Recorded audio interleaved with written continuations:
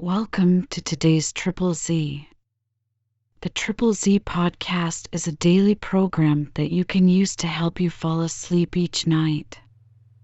Just turn down the volume, lay back, relax, and enjoy as you fall asleep. A Tale of Two Cities by Charles Dickens deals with the major themes of duality, revolution, and resurrection. It was the best of times, it was the worst of times in London and Paris as economic and political unrest lead to the American and French revolutions. The main characters in Dickens' A Tale of Two Cities, Dr. Alexandre Manette, Charles Darnay, and Sydney Carton, are all recalled to life or resurrected in different ways as turmoil erupts.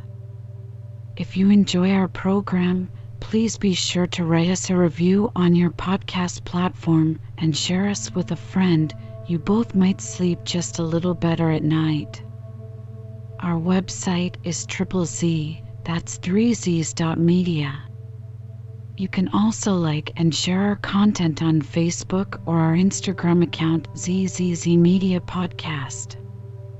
Music for today's episode was provided by the Sleep channel on Spotify. Chapter 4. Congratulatory. From the dimly lighted passages of the court, the last sediment of the human stew that had been boiling there all day was straining off when Dr. Manette, Lucy Manette, his daughter, Mr. Lorry, the solicitor for the defense, and its counsel, Mr. Stryver, stood gathered round Mr. Charles Darnay just released, congratulating him on his escape from death. It would have been difficult by a far brighter light to recognize in Dr. Manette, intellectual of face and upright of bearing, the shoemaker of the garret in Paris. Yet no one could have looked at him twice without looking again, even though the opportunity of observation had not extended to the mournful cadence of his low, grave voice and to the abstraction that overclouded him fitfully without any apparent reason. While one external cause, and that a reference to his long-lingering agony, would always as on the trial evoke this condition from the depths of his soul, it was also in its nature to arise of itself and to draw a gloom over him as incomprehensible to those unacquainted with his story as if they had seen the shadow of the actual Bastille thrown upon him by a summer sun when the substance was 300 miles away. Only his daughter had the power of charming this black brooding from his mind. She was the golden thread that united him to a past beyond his misery and to a present beyond his misery, and the sound of her voice, the light of her face, the touch of her hand had a strong beneficial influence with him almost always. Not absolutely always, for she could recall some occasions on which her power had failed, but they were few and slight, and she believed them over. Mr. Darnay had kissed her hand fervently and gratefully, and had turned to Mr. Stryver, whom he warmly thanked. Mr. Stryver, a man of little more than 30, but looking 20 years older than he was, stout, loud, red, bluff, and free from any drawback of delicacy, had a pushing way of shouldering himself, morally and physically, into companies and conversations that argued well for his shouldering his way up in life. He still had his wig and gown on, and he said, squaring himself at his late client to that degree that he squeezed the innocent Mr. Lorry clean out of the group, "I am glad to have brought you off with honor, Mr. Darnay." It was an infamous prosecution, grossly infamous, but not the less likely to succeed on that account. "You have laid me under an obligation to you for life in 2 senses," said his late client, taking his hand. "I have done my best for you, Mr. Darnay, and my best is as good as another man's, I believe." It clearly being incumbent on someone to say, "Much better," Mr. Lorry said it, perhaps not quite disinterestedly, but with the interested object of squeezing himself back again. "You think so?" said Mr. Stryver. "Well, you have been present all day, and you ought to know." You are a man of business, too. And as such, quoth Mr. Lorry, whom the counsel learned in the law had now shouldered back into the group, just as he had previously shouldered him out of it. As such, I will appeal to Dr. Manette to break up this conference and order us all to our homes. Miss Lucy looks ill. Mr. Darnay has had a terrible day. We are worn out. Speak for yourself, Mr. Lorry, said Stryver. I have a night's work to do yet. Speak for yourself. I speak for myself, answered Mr. Lorry, and for Mr. Darnay, and for Miss Lucy, and Miss Lucy. Do you not think I may speak for us all? He asked her the question pointedly, and with a glance at her father. His face had become frozen, as it were, in a very curious look at Darnay, an intent look, deepening into a frown of dislike and distrust, not even unmixed with fear. With this strange expression on him, his thoughts had wandered away. My father, said Lucy, softly laying her hand on his. He slowly shook the shadow off and turned to her. Shall we go home, my father? With a long breath, he answered yes. The friends of the acquitted prisoner had dispersed under the impression which he himself had originated that he would not be released that night. The lights were nearly all extinguished in the passages, the iron gates were being closed with a jar and a rattle, and the dismal place was deserted until tomorrow morning's interest of gallows, pillory, whipping post, and branding iron should repeople it. Walking between her father and Mr. Darnay, Lucy Manette passed into the open air. A hackney coach was called, and the father and daughter departed in it. Mr. Stryver had left them in the passages to shoulder his way back to the robing room. Another person who had not joined the group or interchanged a word with any one of them, but who had been leaning against the wall where its shadow was darkest, had silently strolled out after the rest and had looked on until the coach drove away. He now stepped up to where Mr. Lorry and Mr. Darnay stood upon the pavement. So, Mr. Lorry, men of business may speak to Mr. Darnay now? Nobody had made any acknowledgment of Mr. Carton's part in the day's proceedings. Nobody had known of it. He was unrobed, and was none the better for it in appearance. If you knew what a conflict goes on in the business mind when the business mind is divided between good-natured impulse and business appearances, you would be amused, Mr. Darnay. Mr. Lorry reddened and said warmly, You have mentioned that before, sir. We men of business who serve a house are not our own masters. We have to think of the house more than ourselves. I know, rejoined Mr. Carton carelessly. Don't be nettled, Mr. Lorry. You are as good as another, I have no doubt, better, I dare say. And indeed, sir, pursued Mr. Lorry, not minding him, I really don't know what you have to do with the matter.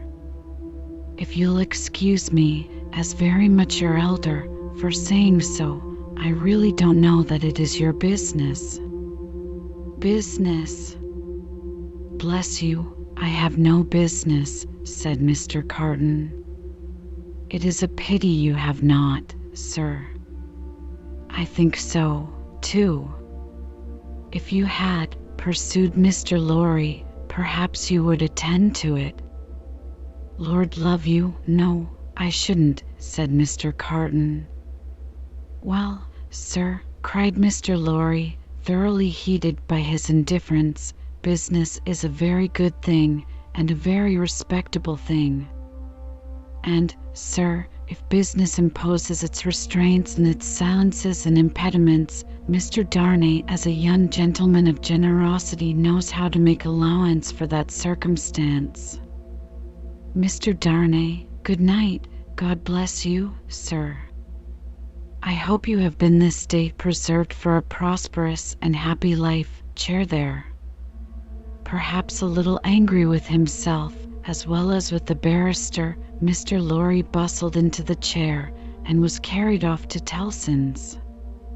Carton, who smelt of port wine and did not appear to be quite sober, laughed then and turned to Darnay. This is a strange chance that throws you and me together. This must be a strange night to you, standing alone here with your counterpart on these street stones? I hardly seem yet, returned Charles Darnay, to belong to this world again. I don't wonder at it. It's not so long since you were pretty far advanced on your way to another. You speak faintly. I begin to think I am faint. Then why the devil don't you dine? I dined, myself, while those numbskulls were deliberating which world you should belong to, this or some other. Let me show you the nearest tavern to dine well at.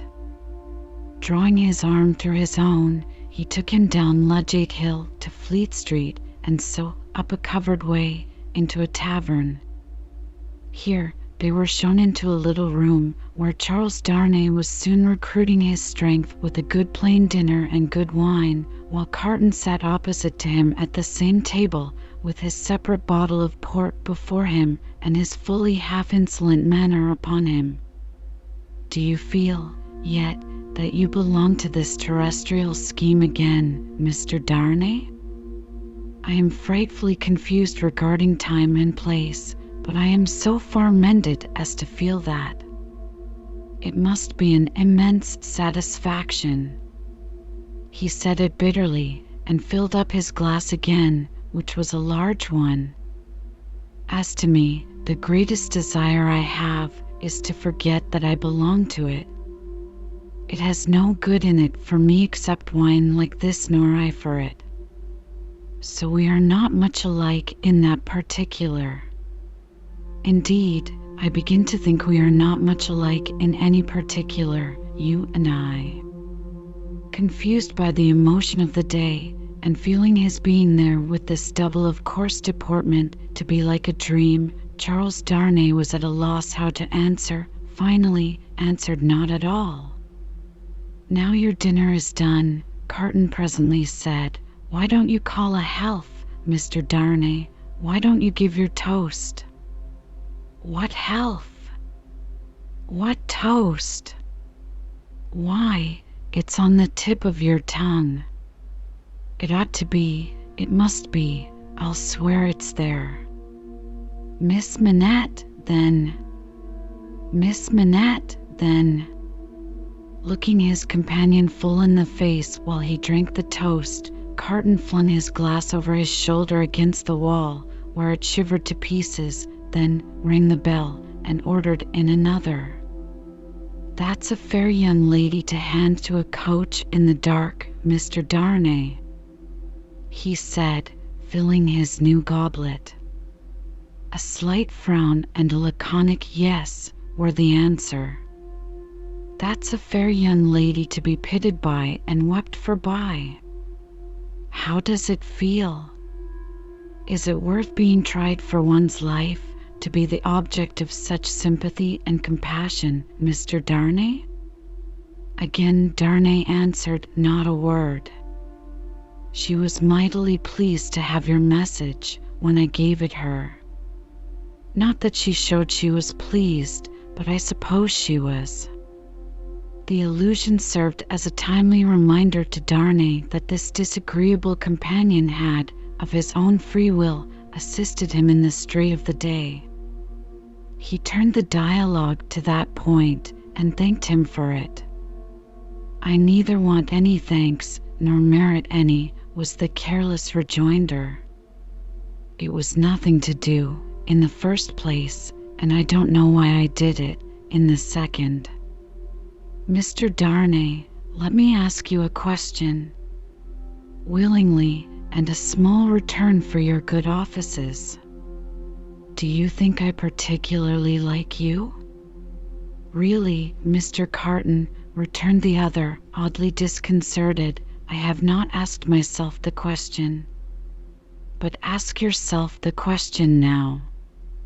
You have acted as if you do, but I don't think you do. I don't think I do, said Carton. I begin to have a very good opinion of your understanding.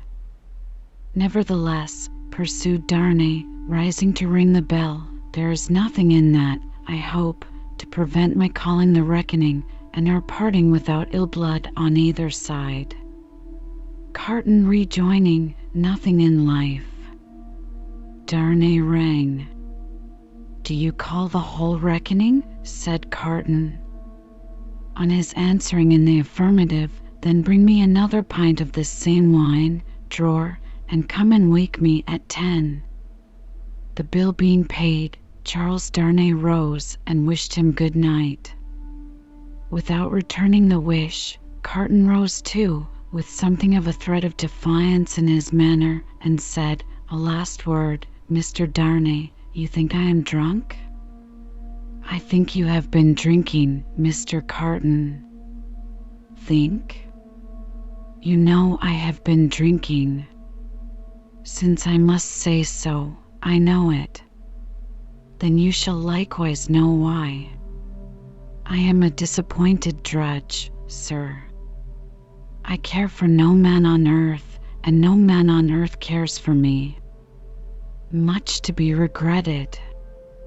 You might have used your talents better. Maybe so, Mr. Darnay, maybe not. Don't let your sober face elate you, however, you don't know what it may come to. Good night.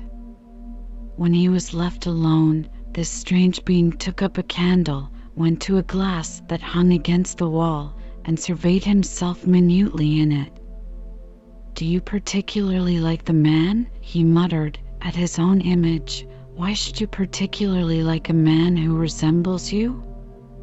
There is nothing in you to like, you know that. Ah, confound you! What a change you have made in yourself. A good reason for taking to a man, that he shows you what you have fallen away from, and what you might have been. Change places with him, and would you have been looked at by those blue eyes as he was, and commiserated by that agitated face as he was? Come on, and have it out in plain words. You hate the fellow. He resorted to his pint of wine for consolation, drank it all in a few minutes, and fell asleep on his arms, with his hair straggling over the table, and a long winding sheet in the candle dripping down upon him. Chapter V. The Jackal. Those were drinking days, and most men drank hard. So very great is the improvement time has brought about in such habits, that a moderate statement of the quantity of wine and punch which one man would swallow in the course of a night, without any detriment to his reputation as a perfect gentleman, would seem, in these days, a ridiculous exaggeration. The learned profession of the law was certainly not behind any other learned profession in its bacchanalian propensities, neither was Mr. Stryver, already fast shouldering his way to a large and lucrative practice, behind his compeers in this particular, any more than in the drier parts of the legal race. A favourite at the Old Bailey, and eke at the sessions, Mr. Stryver had begun cautiously to hew away the lower staves of the ladder on which he mounted. Sessions and Old Bailey had now to summon their favourite, specially, to their longing arms, and shouldering itself towards the visage of the Lord Chief Justice in the Court of King's Bench, the florid countenance of Mr. Stryver might be daily seen, bursting out of the bed of wigs, like a great sunflower pushing its way at the sun from among a rank garden full of flaring companions. It had once been noted at the bar that while Mr. Stryver was a glib man, and an unscrupulous, and a ready, and a bold, he had not that faculty of extracting the essence from a heap of statements, which is among the most striking and necessary of the advocate's accomplishments. But, A remarkable improvement came upon him as to this. The more business he got, the greater his power seemed to grow of getting at its pith and marrow, and however late at night he sat carousing with Sydney Carton, he always had his points at his fingers' ends in the morning. Sydney Carton, idlest and most unpromising of men, was Stryver's great ally. What the two drank together, between Hilary Term and Michaelmas, might have floated a king's ship.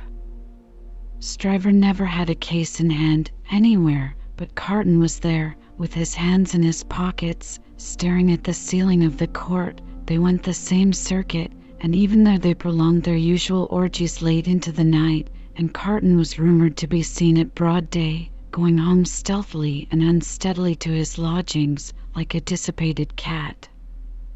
At last it began to get about, among such as were interested in the matter, that although Sydney Carton would never be a lion, he was an amazingly good jackal, and that he rendered suit and service to Stryver in that humble capacity. 10 o'clock, sir, said the man at the tavern, whom he had charged to wake him. 10 o'clock, sir. What's the matter? 10 o'clock, sir. What do you mean? 10 o'clock at night? Yes, sir. Your Honor told me to call you. Oh, I remember. Very well, very well. After a few dull efforts to get to sleep again, which the man dexterously combated by stirring the fire continuously for 5 minutes, he got up, tossed his hat on, and walked out.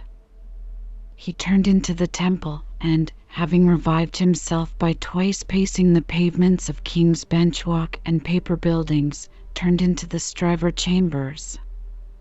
The Stryver clerk, who never assisted at these conferences, had gone home, and the Stryver principal opened the door. He had his slippers on, and a loose bedgown, and his throat was bare for his greater ease. He had that rather wild, strained, seared marking about the eyes, which may be observed in all free livers of his class, from the portrait of Jeffreys downward, and which can be traced, under various disguises of art, through the portraits of every drinking age. You are a little late, Memory, said Stryver. About the usual time, it may be a quarter of an hour later. They went into a dingy room lined with books and littered with papers, where there was a blazing fire. A kettle steamed upon the hob, and in the midst of the wreck of papers a table shone, with plenty of wine upon it, and brandy, and rum, and sugar, and lemons. You have had your bottle, I perceive, Sydney. 2 tonight, I think. I have been dining with the day's client, or seeing him dine. It's all one. That was a rare point, Sydney, that you brought to bear upon the identification. How did you come by it? When did it strike you? I thought he was rather a handsome fellow, and I thought I should have been much the same sort of fellow if I had had any luck. Mr. Stryver laughed till he shook his precocious paunch. You and your luck, Sydney. Get to work, get to work. Sullenly enough, the jackal loosened his dress, went into an adjoining room, and came back with a large jug of cold water, a basin, and a towel or two. Steeping the towels in the water, and partially wringing them out, he folded them on his head in a manner hideous to behold, sat down at the table, and said, Now I am ready. Not much boiling down to be done tonight, Memory, said Mr. Stryver, gaily, as he looked among his papers. How much? Only 2 sets of them. Give me the worst first. There they are, Sydney. Fire away. The lion then composed himself on his back on a sofa on one side of the drinking table, while the jackal sat at his own paper-bestrewn table proper on the other side of it, with the bottles and glasses ready to his hand.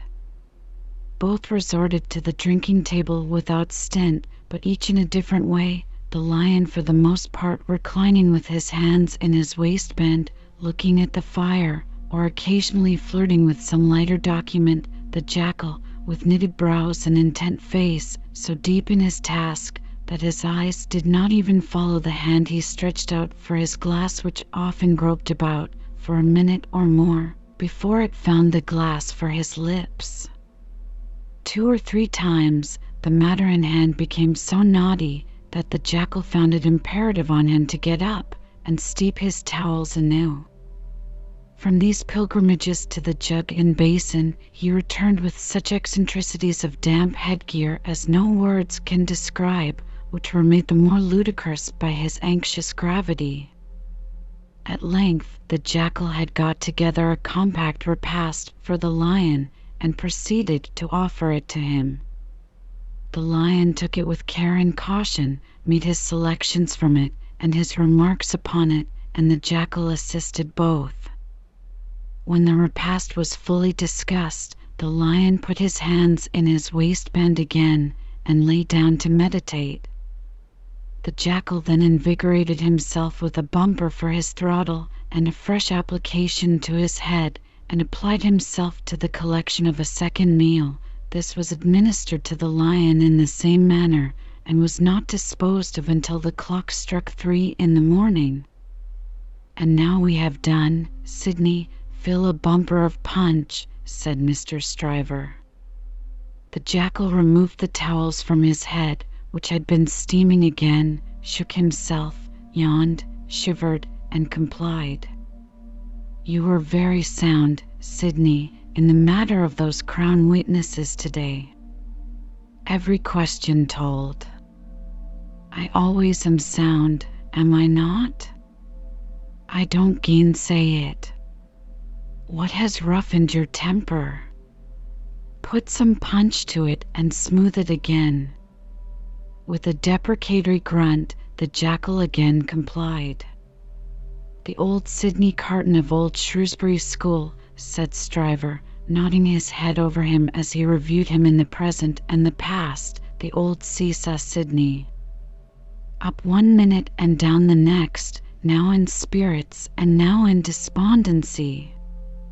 "Ah," returned the other, sighing, "yes. The same Sydney, with the same luck. Even then, I did exercises for other boys, and seldom did my own. And why not? God knows. It was my way, I suppose." He sat, with his hands in his pockets and his legs stretched out before him, looking at the fire. "Carton," said his friend, squaring himself at him with a bullying air, as if the fire grate had been the furnace in which sustained endeavour was forged, and the one delicate thing to be done for the old Sydney Carton of old Shrewsbury School was to shoulder him into it, "your way is, and always was, a lame way. You summon no energy and purpose. Look at me." "Oh, botheration," returned Sydney, with a lighter and more good-humoured laugh, "don't you be moral." "How have I done what I have done?" said Stryver. "How do I do what I do?" "Partly through paying me to help you, I suppose. But it's not worth your while to apostrophize me, or the air, about it. What you want to do, you do. You were always in the front rank, and I was always behind. I had to get into the front rank. I was not born there, was I? I was not present at the ceremony, but my opinion is you were," said Carton. At this he laughed again, and they both laughed. "Before Shrewsbury, and at Shrewsbury, and ever since Shrewsbury," pursued Carton, "you have fallen into your rank, and I have fallen into mine. Even when we were fellow students in the student quarter of Paris, picking up French and French law, and other French crumbs that we didn't get much good of. You were always somewhere, and I was always nowhere. And whose fault was that? Upon my soul, I am not sure that it was not yours. You were always driving and riving and shouldering and passing to that restless degree that I had no chance for my life but in rest and repose. It's a gloomy thing, however, to talk about one's own past with the day breaking. Turn me in some other direction before I go. Well then, pledge me to the pretty witness, said Stryver, holding up his glass. Are you turned in a pleasant direction? Apparently not, for he became gloomy again. Pretty witness, he muttered, looking down into his glass. I have had enough of witnesses today and tonight. Who's your pretty witness? The picturesque doctor's daughter, Miss Manette. She pretty? Is she not? No. Why, man alive, she was the admiration of the whole court. Wrought the admiration of the whole court. Who made the Old Bailey a judge of beauty? She was a golden-haired doll. Do you know, Sydney, said Mr. Stryver, looking at him with sharp eyes and slowly drawing a hand across his florid face, do you know, I rather thought, at the time, that you sympathized with the golden-haired doll and were quick to see what happened to the golden-haired doll? Quick to see what happened. If a girl, doll or no doll, swoons within a yard or two of a man's nose, he can see it without a perspective glass. I pledge you, but I deny the beauty. And now I'll have no more drink, I'll get to bed. When his host followed him out on the staircase with a candle to light him down the stairs, the day was coldly looking in through its grimy windows. When he got out of the house, the air was cold and sad, the dull sky overcast, the river dark and dim, the whole scene like a lifeless desert.